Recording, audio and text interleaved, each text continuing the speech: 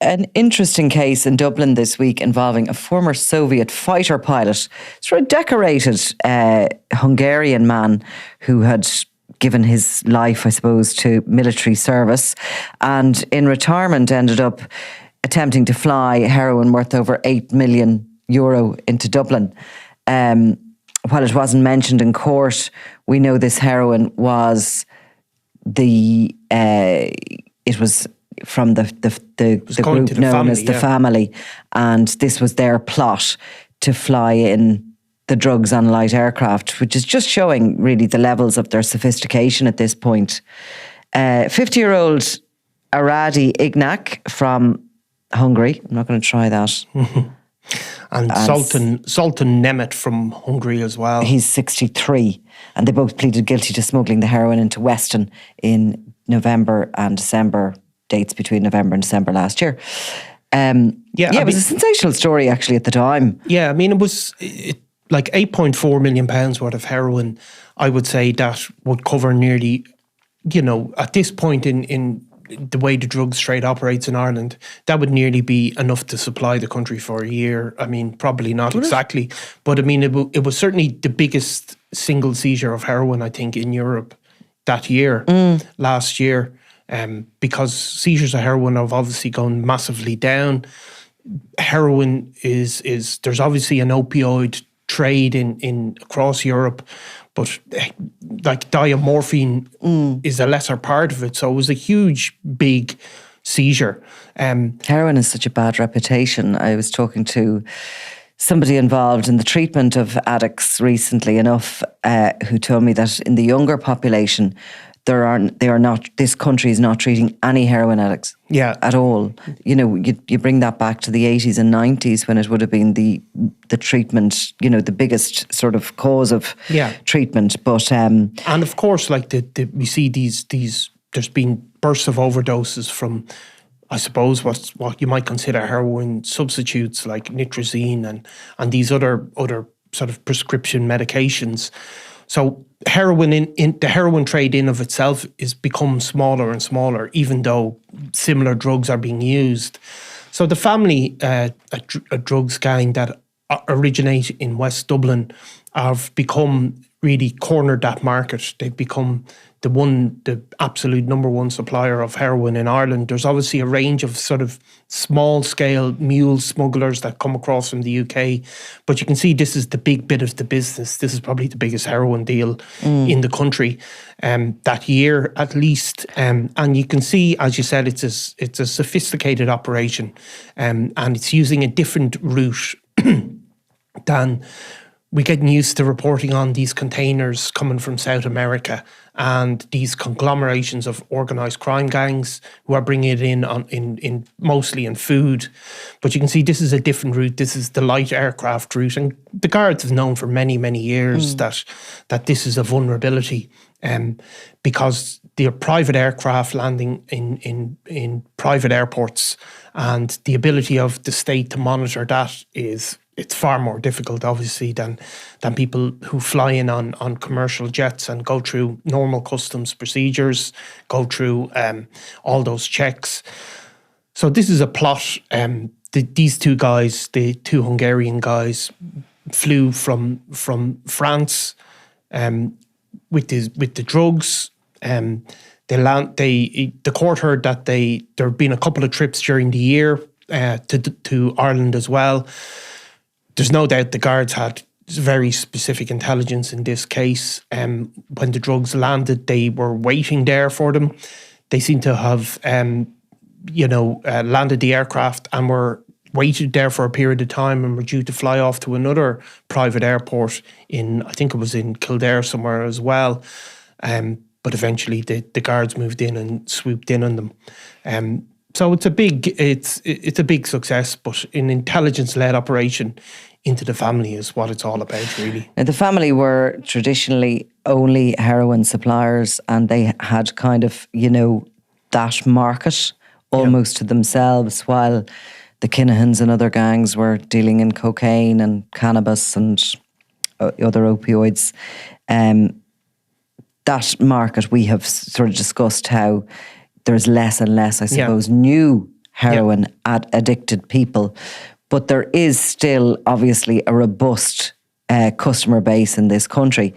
And the thing about heroin is that people can take heroin all their lives, you know, and live.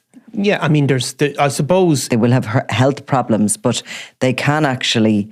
It won't kill them as such. Well, I mean, of course, people overdose on heroin. A lot of that comes from polydrug use. There's also issues. I think a lot of that comes when people sort of come off the drug and go back on it. But heroin itself, and I mean, it has been proven, and outside of this country, I mean, there are actually some parts of the States, they actually give heroin addicts heroin because they can function quite normally in society. They can hold down a job, etc. on it. So there is still a population who are taking heroin, and in a way it's probably a safer drug if you're going to take one of those than these nitrazines or fentanyls and the rest of it. I suppose the complicated bit about heroin, it's not toxic in of itself. If you were taking the correct amount at the correct times, obviously you'd be chronically addicted to that drug. I mean, there's no doubt about that. You'd be going through terrible physical dependence if you were to attempt to come off it. But the drug itself is not actually toxic. So, but what it's mixed with often is extremely toxic. The level of strength of it is impossible to determine. And people overdose because they might get a stronger batch than the batch that they've been using. So obviously, there is a heroin market. People would know that, obviously. And, you know, the family have cornered that market. But you can see that they're the supply route of heroin traditionally all across Europe has been the same, and I don't think it is changing now. But the heroin came from Afghanistan.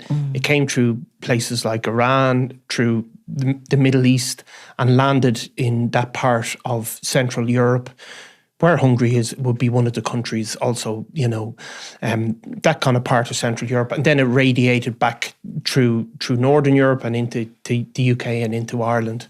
And the family have very long established links to those sort of gangs. Often Turkish mafia were involved in receiving the heroin from Afghanistan and places like that, and then distributing it through Germany. And we've seen in many seizures that have been linked to the family, not least in recent times, where there was also an Italian mafia guy with strong ties to Albania, which also would have been a drop-off point for heroin, who was arrested as part of the hack into the encrypted ghost network that was being used by the family.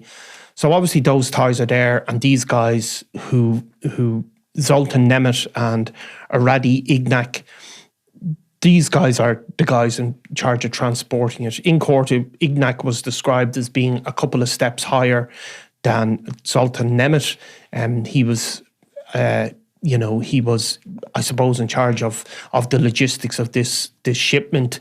Nemeth was an interesting character, as you said. He was a war hero. He was very, very famous in Hungary. He was known as Top Gun, actually.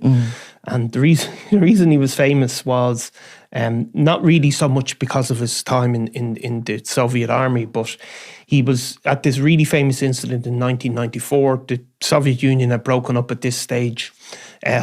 Serbia, there was huge problems in Serbia and in the Baltics regions. Hungary was in danger of being sucked into what's called the sort of South Slavic War, and a Serbian fighter jet arrived in Hungarian airspace, and Zoltan Nemeth confronted this nose to nose and played a bit of game of chicken and managed to escort him out, right? Sort of like a cartoon-like. Well, this is what happened, and he became a national celebrity, like a literal national hero. So he was called Top Gun, and there's constant interviews with him, and every time there's mention of this South Slavic War in documentaries, even recently he was appeared and he was interviewed. So like one of these sort of famous national heroes. And how does he get in tow with the family? You'd have to wonder. I mean, he's obviously offered the work, the job. He's getting paid a lot of money for this. Yeah. And it's his skill set, piloting and shipping, like being able to sail and manage yachts and all the rest of it are obviously skills. These guys get sucked in. They develop money problems. Yeah. They don't have the history of drug trafficking. Nemeth was he ran a flying school or training people to be pilots. And he obviously got offered this big wedge of money, and he took his chance. Yeah, I think he had a sort of a younger family or a younger wife after a previous one. It was Aradi Ignac who really describes that he says he'd owned a number of construction companies but was in debt to unnamed but very dangerous individuals. Yeah. He was apologetic that he couldn't really name these people, but he said he borrowed at one stage 200,000 and that debt multiplied into $1 billion, which surely we have to think means $1 million. You know, because $1 billion is ridiculous. Yeah. Like even in terms of drug gangs, that's a ridiculous amount of money. So unless it's a different currency we're talking there, because that was the evidence given to the court. But nonetheless, he was going to have 200 grand of this debt cleared off by this flight into Ireland. And they did travel a few times and they were under surveillance when they came in and out, obviously with, you know, non-narcotic loads. Yeah, I think they do these dummy trips. They sometimes even, these drug gangs, and we saw that even with Maurice O'Shea Salazar, that they actually do these dummy trips with white powder in a bag just to see if it goes wrong or what issues could arise, because you're talking about big money, obviously. So they seem to have done a couple of them. But when Ignac was arrested, they found photos of the drugs on his phone, and they seem to have found information to show that he wasn't just a pilot or whatever. He was managing the shipment effectively, and so that's why he got a higher sentence. Yeah, Judge Elma Duffy said he was higher up in a sophisticated operation, flying a plane load of drugs into Ireland effectively by the back door. He got 10 years, and Top Gun got 8. Yeah. So is Top Gun is that like major news in Hungary that Big time. Top Gun goes down, or, you know? 100%. I mean, we have that picture there of him on SundayWorld.com. People can see it. That's him from his most recent documentary appearance, where he was on like the equivalent of RTE in this big hour-long special, looking back at this historic incident. Would this in Hungary wipe Trump off the front pages? No, because of course the Hungarian president, I think, is one of the biggest supporters and delighted by Trump's victory election. On the family, I did wonder, and I queried, was this intelligence that was available to the Garda's Drugs and Organised Crime Bureau last year on the 28th of November till the 1st of December, would that have been coming from that ghost hack that we heard about, that Justin Kelly, the then Assistant Commissioner in charge of that unit, went to Europol, to The Hague, to have a press conference about? But actually, I don't believe that the Irish Gardaí were privy to the information of that hack at that point. I think it was another few months before they were getting information, because of course they were brought in to the that hack because there were so many Irish phones on the Ghost network. Most of them, of course, were being used by members of the family. And this was a peculiar hack. It was small compared to the Anchorage Chat in the Sky ECC hack, but nonetheless it was as effective. But Australian gangs and the Irish, family and a couple of other gangs were using it. But isn't it interesting? Again, we spoke this week about the Browns Steakhouse shooting and the trials relating to that, the murder, the two murders at that steakhouse on Christmas Eve. The trials are already before the Special Criminal Court. They're going ahead, even though there's been some admissions in relation to some of the evidence. Here's one that is similar time frame, albeit, a month earlier, and we have two guys pleading guilty, and they have been processed through the Special Criminal Court already in less than a year. Yeah, and they've been given very heavy sentences despite guilty pleas. And I think that would be in the tradition of, because of the devastation heroin caused through Dublin in particular, the amount of deaths and also the social impact of heroin addiction, that the courts have been more inclined to give lengthy sentences, I think, for heroin dealing. They set a headline sentence, I think, at 13 years for one of the guys. So, yeah, they've been dealt with quickly. I think the the fact of the electronic communications, although it allows drug gangs to operate, the reality is that I think we're seeing a lot of guilty pleas, because if you are caught and they have access to your phones, it's becoming very difficult to justify a non-guilty plea, Well, I mean, think. look at, all those years ago, and a guy who's only just recently been arrested after, 20 odd years in prison, Martin Wandon. Yeah. And that was the Lucky Day boat, which was transporting cocaine. But there were, 4 or 5 people caught up in that.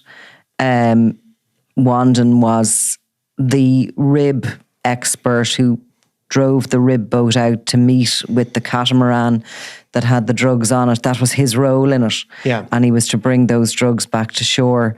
There was a screw up with the engines, and he ended up sinking and clinging to the bales of cocaine. He didn't plead guilty, which wouldn't have been probably the advice of his lawyers, but nonetheless, he got a very lengthy sentence. The guy that did plead guilty in that case, the only one that did, got 13 or 15 years. Yeah. So, like, traditionally, the courts, be it heroin or cocaine or whatever the drug is, the fellas that are actually bringing it into the country, or women, it's mainly men, I have to say, in my experience, but they are dealt with very severely, heavy-handed and severely, because they're seen as being such having such key roles in it. Yeah, and profiteering. I mean, really being part of a gang and a plot.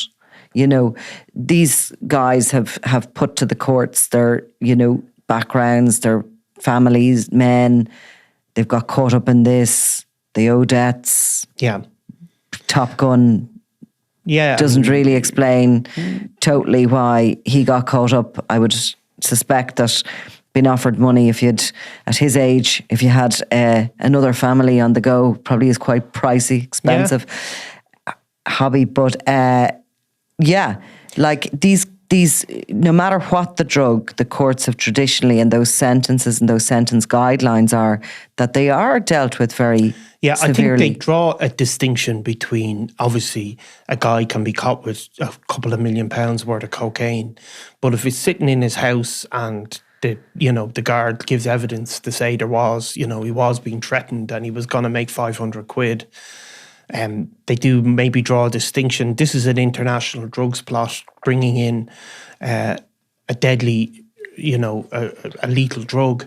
And without these guys, it wouldn't happen. Mm-hmm. Where somebody who's storing drugs in their house, the drugs are maybe already there. And so, they deal with them very severely, and they definitely make a distinction. I suppose you're right in terms of maybe class A drugs or drugs that have such a deep social consequence. As well, people who have, who are purely doing it for the money. Profiteering. So they're not putting forward, they don't have addiction issues themselves. Okay, one of them has borrowed money and he owes money, and he's describing this sort of, anonymous people that are threatening him for that money. But I think, yes, when you can't offer up evidence that perhaps you've got addiction issues or whatever else, that is another thing that goes against them. Yeah. Now, in jail, apparently, they are having a difficult time because they don't have English. And they have seen their families, but obviously it's a bit of a hike over from a cost. And so presumably they are, I would imagine, looking to possibly request that they serve out their sentences in Hungary. And which they may well do, because it's an EU country in particular. Though there's a bit of an unsteady relationship there. It's a bit of an outlier, Hungary, isn't it? It is. There is a bit of an unsteady relationship. What did he do, the president of Hungary?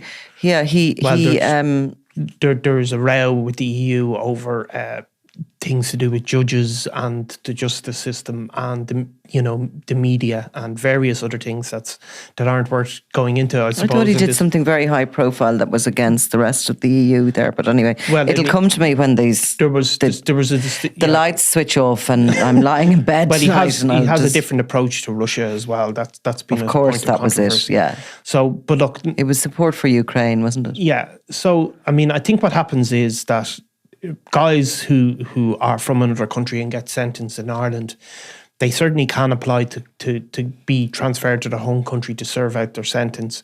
But it doesn't tend to happen straight away. You tend to see them have to spend a number of years in prison. Would we not be quite happy to get the beds back? Well, I think there's certain criteria that have to be met, and it's the same for people looking to come back. Irish people who are jailed abroad looking to come back to Ireland. It doesn't tend to happen straight away. There has to be a recognition that if you're convicted in Ireland, that sentence will be served in Hungary, and that you can't get over to Hungary or any other country and launch an appeal over there and get out early. So there's all sorts of criteria to be met, and it tends to happen a bit of your way through your sentence. You've not got an automatic right.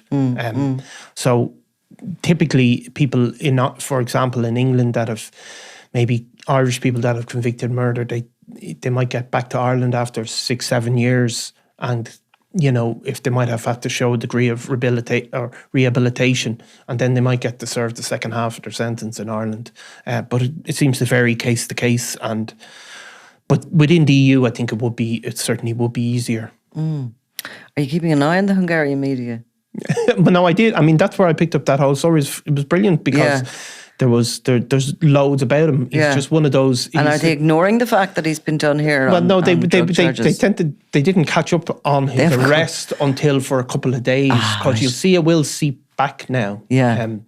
He's just one of those incidents that Top Gun, and that's what he's known as. And it's like in Ireland, I don't know who they keep going back to every few years. Yeah. Something to do with maybe the Troubles or something, where you go back to somebody who was involved in that, and every few years. Or but he's a celebrity pilot, and here he is banged up abroad. Yeah, kind of a guy, I think a sort of larger than life, drinking, gives a good quote. And then, no, he will show up on one of those series, will he? Yeah, he will. Banged up abroad here in Ireland. This will be his abroad. Yeah. Okay, well, at least according to Imre Arakas, the food is pretty good. So, in the Irish prison system. And things aren't so bad, so maybe they'll settle down a bit. Could be worse. They've both kept their mouths shut, so... Yeah, exactly. Okay, Niall, thanks. Thanks, Nicola.